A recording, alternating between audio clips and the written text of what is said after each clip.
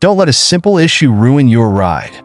In this video, I'm going to explain to you why some bikes seem to have good combinations. Why?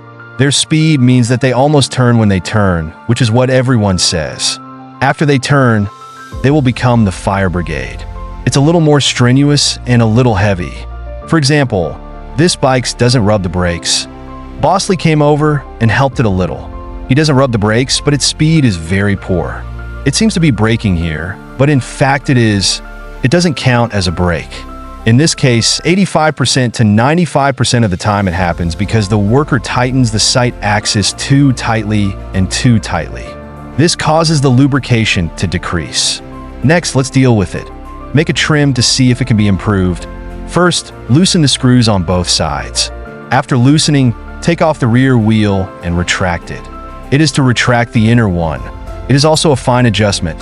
It does not mean to adjust it drastically. It is slightly outward. Then try the screw. This is a solid shaft. When loosening the shaft, be sure not to loosen it too much. Just adjust it a little bit and then turn it. You will see that it is much smoother.